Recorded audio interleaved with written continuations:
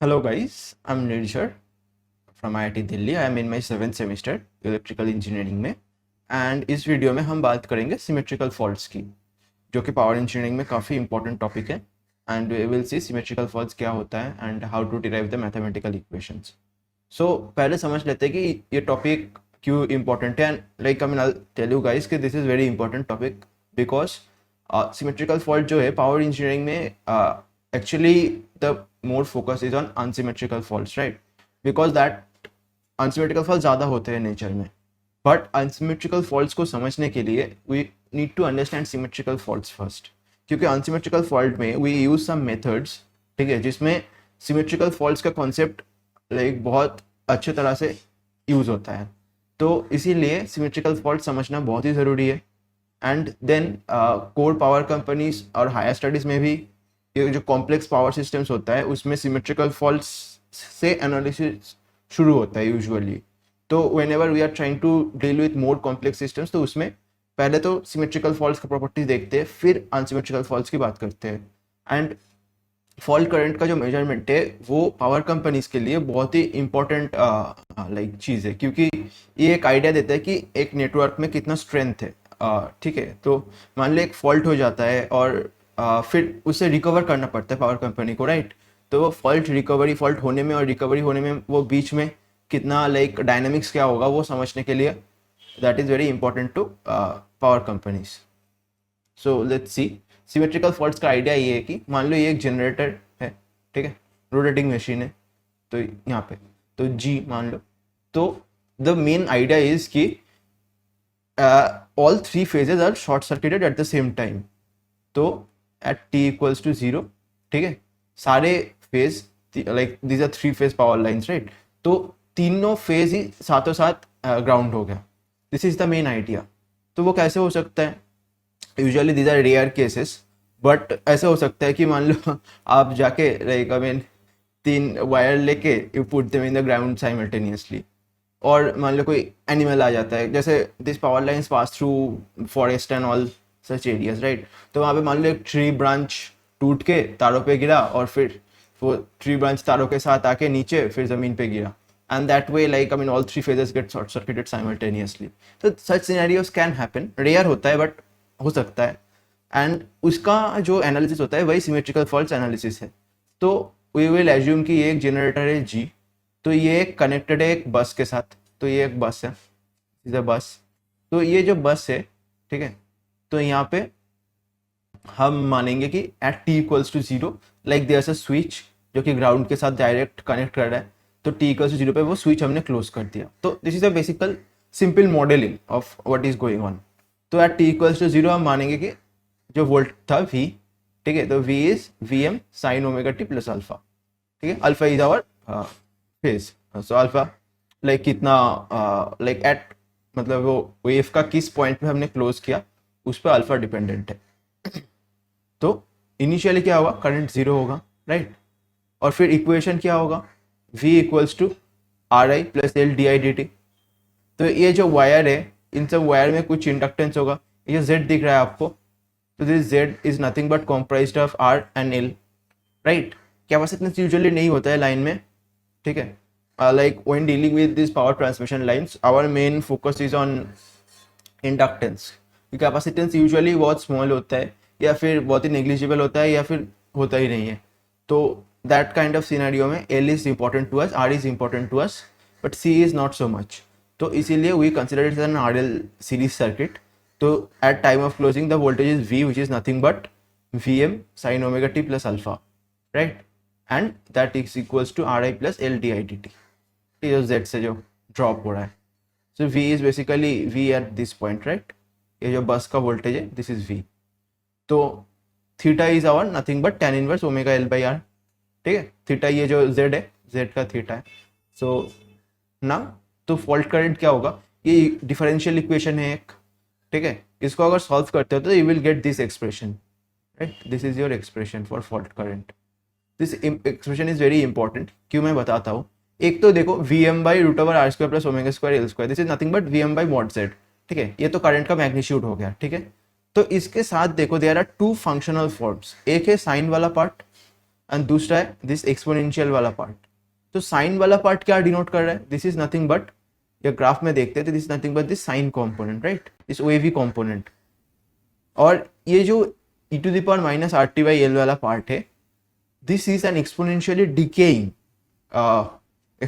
Decaying function, right. तो ये जो साइन वाला पार्ट है this is steady state component, और this e to the power minus R T by L जो है ये है transient component, this is decaying DC component. तो ये जो ग्राफ आपको दिख रहा है यहाँ पे, तो यहाँ पे एक ब्लू लाइन दिख रहा है आपको, तो this blue line is decaying, you can see, and ये ब्लू लाइन के ऊपर नीचे हो रहा है, ठीक है। ये जो साइन का ग्राफ है, the actual graph is red, so current का वेव फॉर्म है रेड में, and blue is for showing purposes कि this is e to the power minus R T by L वाला पार्ट। तो ये जैसे डिके हो रहा है तो उसके अराउंड ऑसिलेट हो रहा है, सो करंट, राइट। तो क्या होगा कि at after some time this decay part will become very less, तो this will become a steady state sinusoidal. और यहाँ पे e to the power minus R T by L के साथ ये वाला जो पार्ट है साइन अल्फा माइनस थीटा, इसका मतलब मैं समझाता हूँ आपको। तो व्हाट इज हैपनिंग इज, जैसे ये जो अल्फा है, यहाँ पे अल्फा है और यहाँ पे थीटा है, राइट। तो अल्फा इज सेइंग कि आपने वोल्टेज, जैसे वोल्टेज का एक वेव फॉर्म था, राइट। सो देखते हैं यहाँ पे, मान लो तो वोल्टेज का वेव फॉर्म था कुछ, voltage was going like this. तो आपने किसी पॉइंट पे क्लोज किया ना, तो that can be somewhere here, that doesn't need to be coincide with this point, right. इसके साथ कोइंसाइड करने का कोई नेसेसरी रीजन नहीं है, इट कैन कोइंसाइड विद, मतलब कहीं पे भी हो सकता है। तो दिस इज आवर अल्फा। सो कितना लाइक टाइम बाद द सर्किट वाज क्लोज्ड, मतलब वोल्टेज वेव फॉर्म को किस पॉइंट पे सर्किट क्लोज किया गया। तो this sine alpha minus theta part is basically showing us कि अगर अल्फा इक्वल्स टू थीटा हो जाता है तो ये डीके कंपोनेंट वाला पार्ट जीरो हो जाएगा। That is alpha equals to theta, मतलब ये जो सर्किट का जो इनबिल्ट जो एंगल है उसके साथ इसका अगर मैच कर जाता है फेज, तो वो डीसी वाला पार्ट कैंसिल हो जाता है। क्यों कैंसिल हो जाएगा, बेसिकली लाइक देखो, हमें ये इनिशियल कंडीशन सेटिस्फाई कराना है, I equals to zero, right. तो आई इक्वल्स टू जीरो का इनिशियल कंडीशन सेटिस्फाई कराने के लिए देख सकते हो ये sign omega T plus alpha minus theta वाला एक पार्ट है और यहाँ पे एक पार्ट है। तो if alpha equals to theta, so this part goes to zero, right, यहाँ पे जीरो हो जाएगा। तो ये साइन वाला part at T equals to zero, zero हो जाएगा। अब बचा क्या, ये वाला पार्ट, तो इसको भी जीरो होना है, राइट, क्योंकि हमें इनिशियल कंडीशन सेटिस्फाई कराना है। I F at T equals to zero should be equals to zero. तो ये अगर साइन वाला पार्ट जीरो हो जाता है तो ये e to the power minus R T by L वाला पार्ट को भी जीरो होना है। तो इसीलिए अगर अल्फा माइनस थीटा जीरो होता है तो like this DC component is not there any more. Similarly alpha minus theta और भी वैल्यूज ले सकता है, जैसे आप देख सकते हो this can be small exercise कि ये जब plus minus pi by two होगा तो this DC part will be maximum, right. So उसका मैग्नीट्यूड मैक्सिमम होगा। तो that is also I mean kind of conceptually समझ सकते हो कि जब उसका क्वाड्रेचर में होता है जेड का एंगल और अल्फा का एंगल, तो then it becomes like the DC component becomes maximum, क्योंकि तब उसको मैक्सिमम एडजस्ट करना पड़ता है। So loaded machine under fault, तो अब जैसे एक machine like loaded rotating machine है, तो वो फॉल्ट कंडीशन में कैसे बिहेव करेगा उसको समझेंगे। तो क्या होगा कि यूजुअली ऐसा होता है, इनका ग्राफ अगर देखते हो तो इट हैपेंस लाइक दिस। तो शुरू में it kind of starts very big, ठीक है, बहुत ज़्यादा एम्पलीट्यूड होता है, फिर आफ्टर सम साइकिल्स थोड़ा छोटा हो जाता है, ठीक है। तो फिर after more cycles it kind of becomes steady state, ठीक है। तो ऐसा होता है इसका वेव फॉर्म, अगर आप एक लोडेड मशीन को सडनली शॉर्ट कर देते हो, राइट। तो ये इनिशियल वाला पार्ट जहाँ पे इतना बड़ा है इसको हम कहेंगे सब ट्रांजिएंट वाला पार्ट, ठीक है। फिर उसके बाद जब थोड़ा कम हो गया amplitude, that is your transient part, and उसके बाद this is nothing but your steady state. So thing is, अब देखो यहाँ पे E is changing, right, magnitude of EMF is changing. This is nothing but your E and time graph. So E is changing, but E के change को हम actually, ठीक है, E के चेंज को हम E में चेंज ना करके, this is a complex function, we will transfer the change to the inductance. जैसे एक मशीन का एक इंटरनल इंडक्टेंस होता है, राइट, कोई रोटेटिंग मशीन का एक इंटरनल इंडक्टेंस होगा, तो we will transfer the effect of increase EMF to the reactance. ठीक है, तो हम रिएक्टेंस का वैल्यू ऐसे मान लेंगे ताकि उसको यूज करने से ईएमएफ का, इंक्रीज ईएमएफ का जो इफेक्ट होना था वही इफेक्ट होगा सर्किट पे। ठीक है, so we are transferring the effect of EMF to the reactance. So that way we call this sub-transient reactance XD double dash. Then there is transient reactance on similar logic XD dash, and there is steady state reactance XD. ये तो normal है. And the EMFs are EG double dash, single dash and no dash. तो अब देखते हैं equation क्या होता है. Now the equation is, यहाँ पे जनरेटर है, इसके इंटरनल EMF EG है, ये कुछ लोड करंट सप्लाई कर रहा था IL, ठीक है, और ये थ्रू XD, तो this is your terminal voltage VT, right. अब जब फॉल्ट होगा तो at fault point this IL circuit पे मेंटेन होना चाहिए, तो that is the continuity. Current rapidly change नहीं हो सकता, करंट सडनली चेंज, ठीक है, करंट सडनली चेंज नहीं होगा, वोल्टेज सडनली चेंज हो सकता है। तो इसीलिए what we need to do is, we need to, जब भी, अब देखो क्या हो रहा है कि जब भी फॉल्ट हो रहा है तो XD चेंज हो जाएगा। If we are interested in sub transient case तो XD चेंज होके XD डबल डैश हो जाएगा इमीडिएटली। मतलब हो नहीं रहा है actually, but we will assume कि ऐसा हो रहा है, ठीक है, मैथमेटिकली मॉडल करेंगे ऐसे। तो XD goes to XD double dash immediately. अब करंट चेंज नहीं हो सकता, इमीडिएट चेंज करंट पे नहीं आ सकता, current has to be continuous. So what can change is this EG will change, right? So what will happen is, now the equation will be this: EG double dash equals to VT plus JXD dash, that is your reactance, into IL, right? ये इसका जो impedance है into IL, that is your voltage drop here, यहाँ पे कितना drop हो रहा है, plus VT, right? So this is the idea कि ये एक नया internal EMF बन जाएगा। For subtransient case, the internal EMF of the machine will become EG double dash. उसको कैलकुलेट करने का इक्वेशन ये है।